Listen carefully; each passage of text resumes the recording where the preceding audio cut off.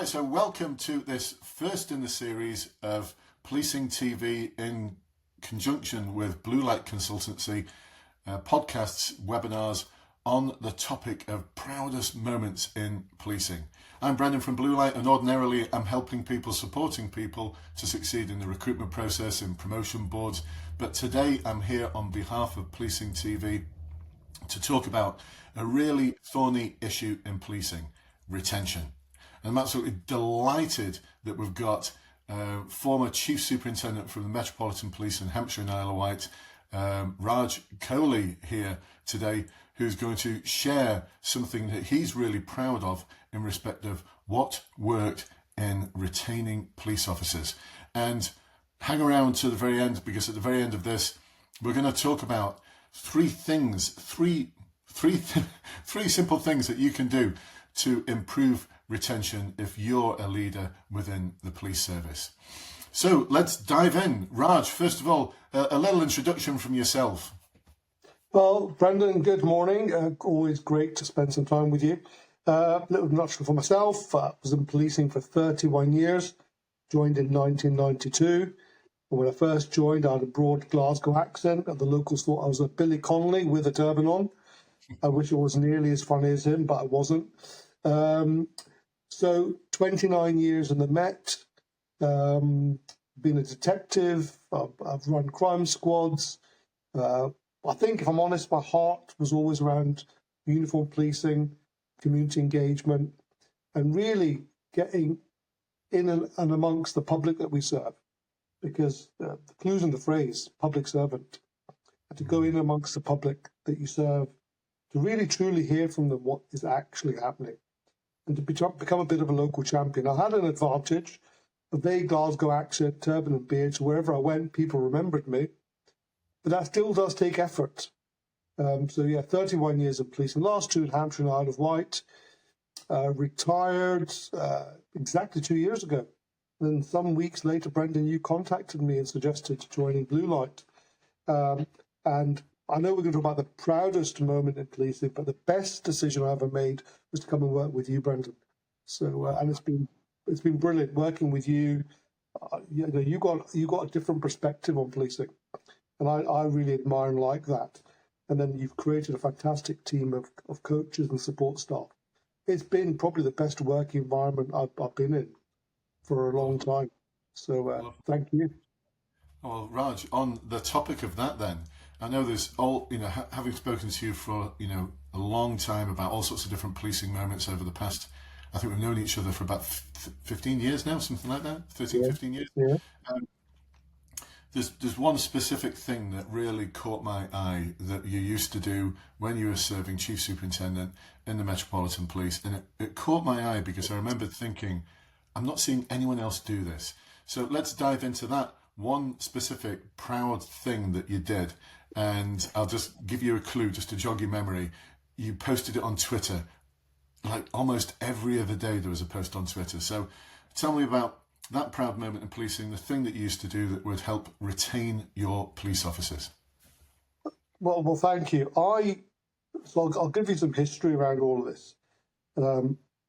I always felt that the BCU commander, the chief superintendent, should be acknowledging people passing their probation.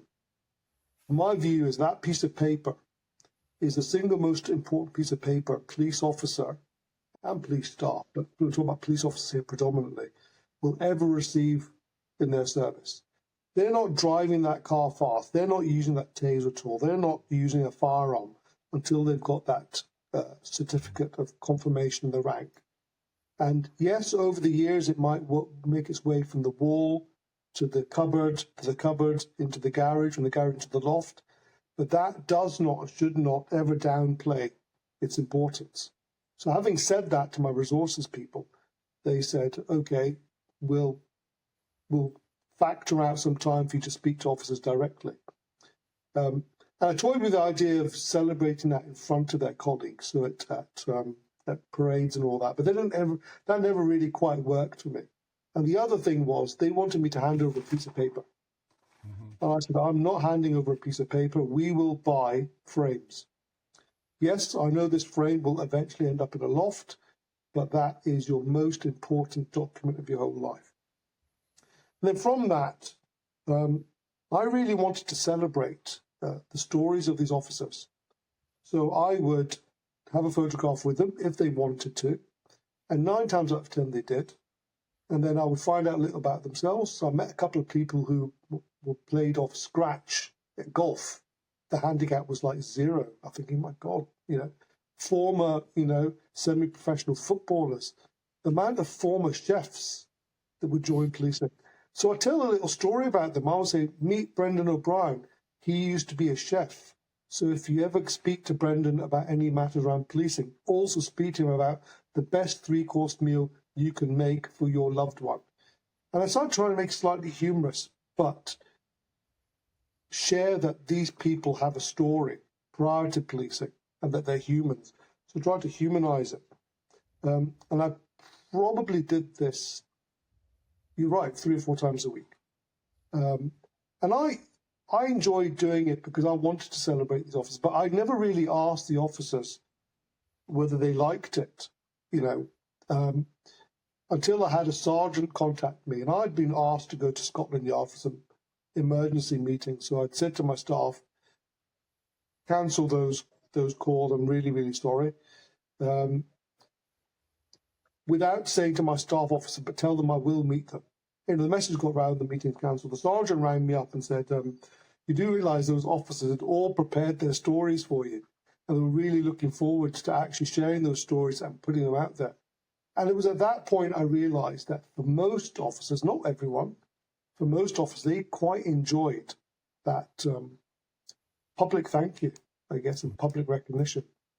And I hadn't realised till people like yourself and others said, we enjoy reading these stories. And then other people came through. And then I use that as a vehicle to engage with the public. And I will say this, because I'm sure it's true. I led the ride-along scheme for the Met informally. People would contact me and I would say, everyone thought come on a ride-along, shout at the police officer. The number of ride-alongs arranged just because of having a social media presence. Now, I know that Twitter, or X, as now called, got a bad name, bad reputation. And as to whether I'd necessarily use it as much if I was still serving, I don't know. But it was a conjure, a way of, just celebrating success. Awesome. I love that. And actually, back in the day when you did this, Twitter was a different place. I don't want to comment too much on Twitter, but it was a different place. But there's also some other social media platforms now, and I think there's something about finding the right one. I love that. And, it's such a simple thing. And I know we've talked before about, but how do we know it actually impacted on retention? So what are your thoughts on that? I mean, for me, I just can't see how it wouldn't impact on retention, just such a simple thing like that. Your thoughts on that, Raj? Well, so for me, it's that old phrase the forensic people use, every contact leaves a trace. If you've had contact with a senior leader and it's a positive contact, you know that you've got someone that you can now talk to because they've now spoken to you. If I was the sort of leader that no one had ever spoken to, why would PC O'Brien ever contact me? When PC O'Brien, who tells me he used to be a chef 6 months ago, is having a little bit of a difficult time, sees you on parade and says, boss, can I have a word? Because I've established that relationship, and I used to get that. Later on, I'll talk about the 3 things that I think police leaders should all consider. Part of that was going on parade, going on patrol, going to the canteen. And then, therefore, people remembered they'd spoken to me. And I'll be honest, I didn't always remember them. I don't have the greatest memory. Until they tell me their story, then straight away I'd remember exactly who they were. Terrible with names. I call my wife Darling because I can't remember her name. But I really wanted to know these officers and staff. I did the same with staff to a lesser extent. Yeah, no, love it. Another question there. So it's just popped into my mind about something that's really important in policing, and that's this sense of inclusivity, like feeling like you belong. So what sort of impact do you feel it had on that? I mean, because it's not just you. I mean, I'm guessing you'd have to enable everyone at the station to be part of this. So how do you feel this impacted on inclusivity or promoting inclusivity? Well, I think that being visible and being actually open, honest and transparent, which sounds like I'm just downloading the CVF, but it is about that openness. I had she's now a superintendent, was a chief inspector when I met her, and was part of my SLT, who said, we miss the psychologically safe space that you brought to policing, which meant if I think if it's psychologically safe, then people can be truly honest about how they feel. So in terms of inclusion, I think the fact that I would talk to people, understand and fix things where I could, meant people could feel included. And then just being me, I would say to people, I'd ask them the question, do you know I play the, Call of Duty? Do you know I play Virtua Tennis on the Xbox? Do you know I like heavy metal music? Do you know that I used to watch Glee on Channel 4 religiously? All the things that people probably don't expect a person of my age or seniority, for want of a better phrase. But the point being is that we're all humans. And by humanizing who I am, hopefully that meant that people could be inspired by that. But the other really important thing is to surround yourself with the right people. But that's not the same as surrounding yourself with people that say yes, or indeed perfectly reflect your views. I would, where I had an opportunity to select an SLT, I'd have people that were like-minded, but also people who were actually critical. Mm-hmm. I needed their challenge to keep me right. I needed their challenge to keep everyone right, and vice versa. So it is about surrounding yourself with the right people, but the right people should include people that don't think like you. Yeah, I love that. Love that. So it sounds like such a simple thing then, just meeting people like 3 or 4 times a week or at the end of their probation.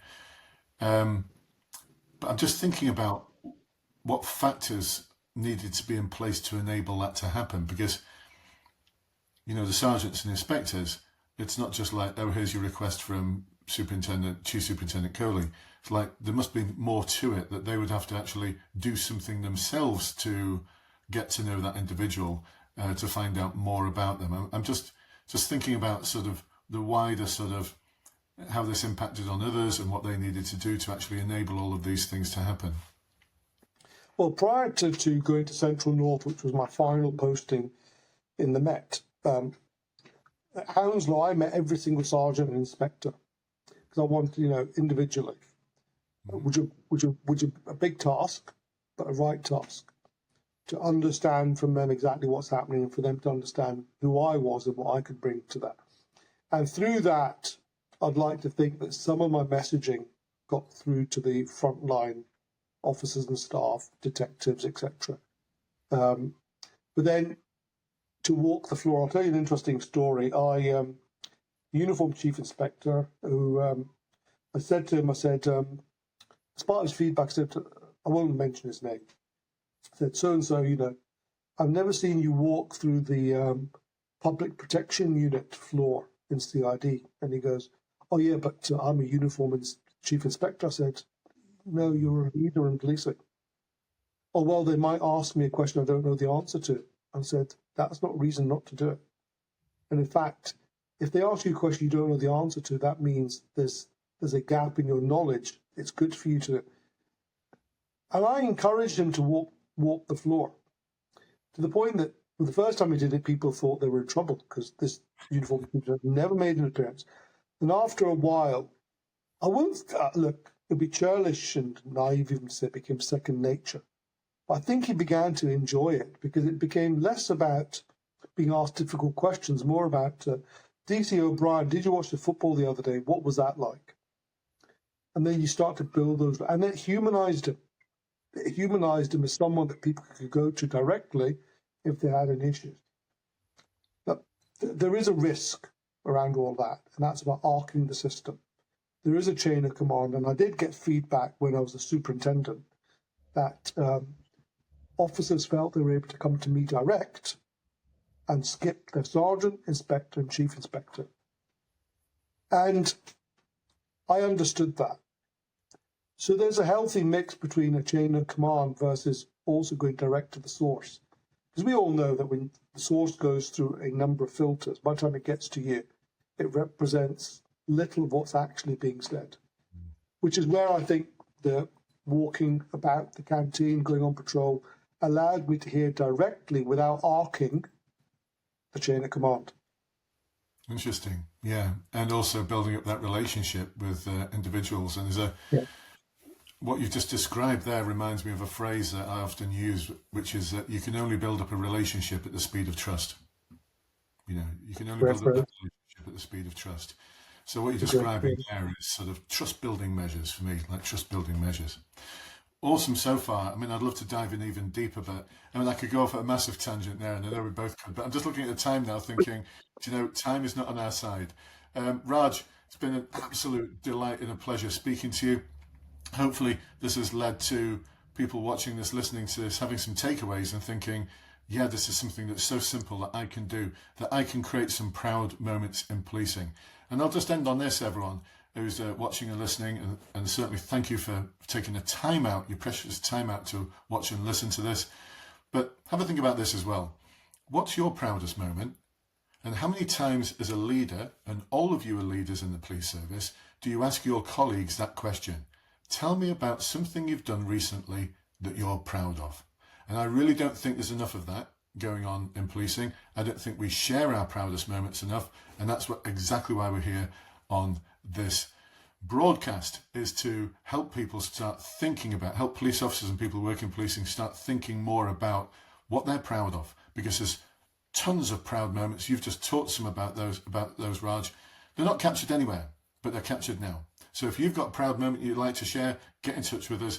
We'd love to hear from you. Share your proud moments in policing, and we'll see you on the other side. Thank you again, Raj, and take care. Bye-bye for now.